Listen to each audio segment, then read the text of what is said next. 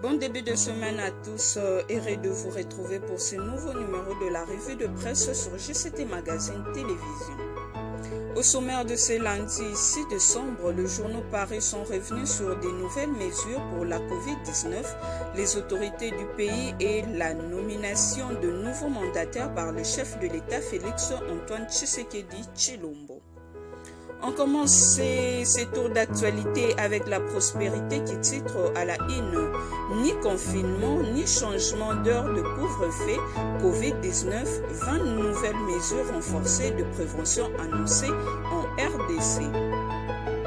Limiter l'importation de cas infectés, limiter l'importation de variants dangereux et enfin augmenter la couverture vaccinale dans les populations cibles. Tels sont les trois objectifs cardinaux poursuivis par le gouvernement de la RD Congo pour combattre de nouvelles vagues de coronavirus. Quel que soit leur variant, pour ce faire, 20 nouvelles mesures de prévention arrêtées lors du dernier conseil de ministres présidé par le chef de l'État Félix Antoine Tshisekedi Tshilombo ont été publiées hier, dimanche 5 décembre 2021, par Patrick Mouyaya Katembwe, ministre de la Communication et Médias, en présence de Jean-Jacques Mbungani, le ministre de la Santé, et de Jontini Ngobila, le gouverneur de la ville-province de Kinshasa. Ayant consulté le comité technique et multisectoriel de riposte élargi à la task force, toutes ces dispositions sanitaires s'imposent à tous, car prises une après une autre, chacune de ces mesures constitue une force en elle-même qui, si elle est respectée, permettrait aux Congolais de se protéger davantage contre les effets pervers de cette résiliente et pernicieuse pandémie à Covid-19 à tout prendre. Le gouvernement appelle désormais à la vaccination générale des Congolais. Actualisation de mesures de prévention et de lutte contre la pandémie à Covid-19 en RDC. Suite à une légère progression de cas de Covid-19 en République démocratique du Congo, à l'apparition du nouveau variant Omicron en Afrique australe et à la recrudescence de la pandémie dans plusieurs pays du monde, le chef de l'État, son Excellence Félix Antoine Tshisekedi Tshilombo, a présidé le 4 décembre 2021 une réunion du comité multisectoriel de riposte élargie à sa task force. Au cours de cette réunion, une série de mesures a été prise. Cette dernière ont trois objectifs: limiter l'importation de cas infectés, limiter l'importation de variants dangereux, augmenter la couverture vaccinale dans les populations cibles. C'est ainsi que les mesures de prévention suivantes ont été mises à jour et renforcées. Le port obligatoire et correct de masques dans tous les espaces publics, notamment les lieux de travail, les écoles, les lieux de culte, les commerces, les banques, les lieux de déroulement des activités sportives, les universités, les hôpitaux, le transport public, les restaurants, les établissements d'hébergement et tous les édifices publics. Il s'agit d'un masque sans ventilation fabriqué en tissu ou en matière jetable qui s'ajuste étroitement sur les visages, couvre le nez, la bouche et le menton, destiné à empêcher la contamination par une proximité ou contact entre personnes. Les accessoires en tissu de type bandana, écharpe ou foulard ne peuvent plus être assimilés à des alternatives au masque. Le renforcement des dispositifs de contrôle et de prévention à chaque entrée d'un édifice public impliquant la prise de la température corporelle, le lavage de mains à l'eau et au savon ou l'application des gels hydroalcooliques. Le strict respect de la distanciation physique en tout lieu. Pour tout accès au territoire national, l'obligation aux voyageurs de présenter à la frontière une attestation médicale du test COVID-19 PCR négatif réalisé en dehors 72 heures du départ dans le pays d'origine ou de provenance. Pour tout accès sur le territoire national, le voyageur doit être soumis au test PCR COVID-19 et antigénique rapide réalisé par le service au ministère de la Santé publique, Hygiène et Prévention, particulièrement pour les voyageurs en provenance de pays à haute circulation de COVID-19. Un test RT-PCR rapide réalisé aux frontières est strictement obligatoire. Pour toutes sortes de territoires nationaux, l'obligation aux voyageurs des nationalités congolaises ou étrangères résidant ou ayant séjourné en République démocratique du Congo de présenter une attestation médicale confirmant le résultat PCR COVID-19 négatif réalisé moins de 72 heures avant le voyage par l'Institut national de recherche biomédicale INRB en sigle ou dans toute autre formation médicale dûment agréée par le ministre ayant la santé publique, hygiène et prévention dans ses attributions. Pour tout déplacement interprovincial, l'obligation aux voyageurs de détenir une attestation médicale confirmant le résultat PCR COVID-19 négatif établi par l'Institut national de recherche biomédicale INRB ou par toute autre formation médicale dûment agréée par le ministre ayant la santé publique, hygiène et prévention dans ses attributions dans les 72 heures avant le départ. La validité du test en provenance est de 14 jours. La stricte application du couvre-feu de 23 heures juste à 4 heures juste du matin et à renforcer de patrouilles mixtes de la police et de la police militaire seront régulières et tout contrevenant sera sévèrement puni selon les prescrits de la loi. Dans le transport public, tous les passagers devront être assis avec l'exigence de porter les masques et respecter le geste barrière. À l'intérieur de marchés publics, l'entrée est subordonnée à la prise de la température corporelle, au lavage de mains à l'eau ou au savon et au port obligatoire et correct du masque.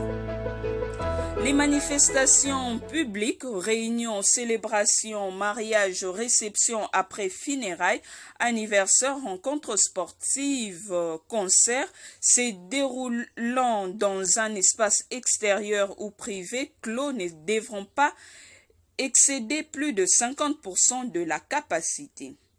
Les veillées mortuaires dans le funérarium ou à domicile sont strictement interdits. Les dépouilles mortelles seront directement conduites de la morgue au lieu d'inhumation avec un nombre d'accompagnements n'excédant pas 50 personnes. L'administration publique, les entreprises publiques ainsi que privées demeurent ouvertes à 50% de leur capacité d'accueil. L'obligation est faite à tous les employeurs à faire preuve d'une gestion efficiente du personnel et le recours de cas échéants au travail à distance ou télétravail est conseillé. Les universités et les milieux scolaires demeurent ouverts avec le renforcement du strict respect de gestes barrières tels que repris au point 2. Tandis que les églises sont astreintes à réduire le nombre de participants à 50% de leur capacité d'accueil lors des cultes et à respecter les mesures barrières ainsi que la distanciation sociale. Afin de limiter le plus possible le contact physique entre les personnes, le bar, terrasse, discothèque et boîte de nuit peuvent fonctionner normalement dans le strict respect de gestes barrières.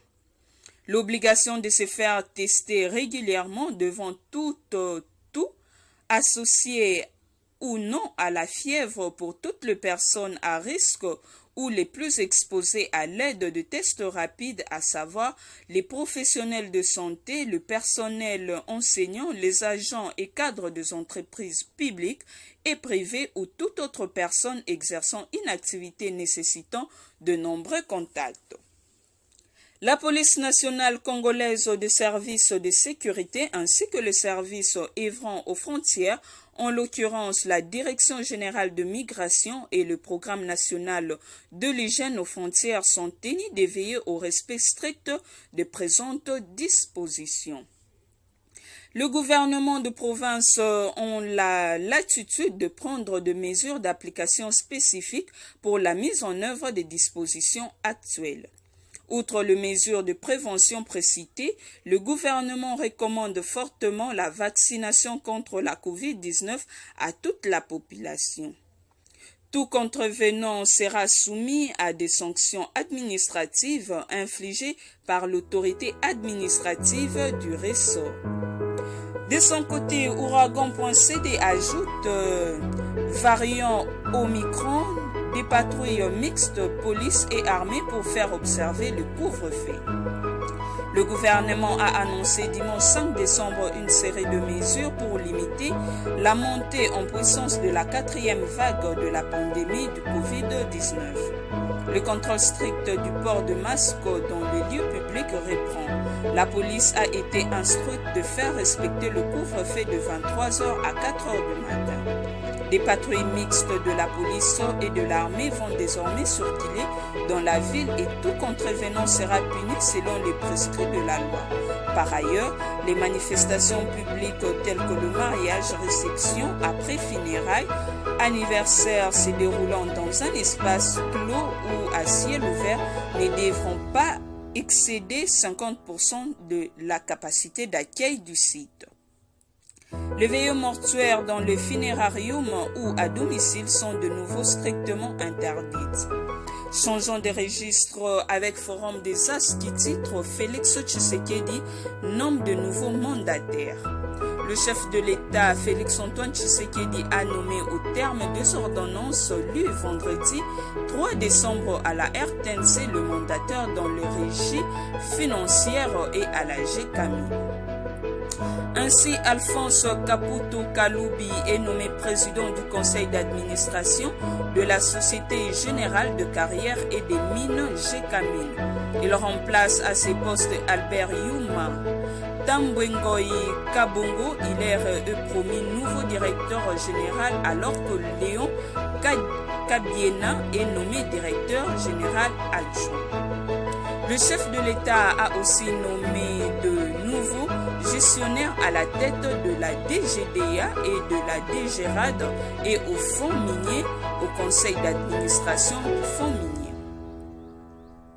Moubikai Léon PCA, Birenganine Faustin, directeur général, membre Kabila Maoua, Arlette Marie-Jacqueline Lumbu, DGRAD Tambala Jean Parfait, DG, Fouamboali Konde, DGA, chargé des questions techniques, et Poluke Bombula Christine, DGA en charge des finances et administration. À la DGDA, Kawanda Blondine, DG, KBC Moussangu Bernard, DGA, chargé des questions techniques Baouna Jean-Louis, DGA, chargé de questions financières. Bouclons cette revue de presse avec une note sportive dans un article de 24 sur 24.cd qui titre Coupe de Confédération, CAF Mazembe tient bon devant Marumo Galant et sera à la phase de groupe. Le corbeau du tout-puissant Mazembe ont arraché la qualification pour la phase de groupe en terre sud-africaine en allant chercher un nul vierge contre Marumo Galant. Marumo Galant qui avait éliminé Vita Club n'a pas pu faire mieux contre Mazembe qui a vengé Vita Club. C'est grâce à leur victoire du match aller 1-0 que Mazembe jouera à la phase de groupe de cette compétition. Après son élimination précoce en Ligue des Champions, les poulains de Franck Dumas vont tenter de se rattraper dans cette coupe, pourquoi pas atteindre les derniers carrés. C'est ici que prend fin notre revue de presse de ce lundi 6 décembre. Avant de nous séparer, voici notre pensée du jour avec Jean-Jacques Rousseau. Les premiers actes de Verti sont toujours les plus pénibles. Restez fidèles à JCT Magazine Télévision et abonnez-vous massivement.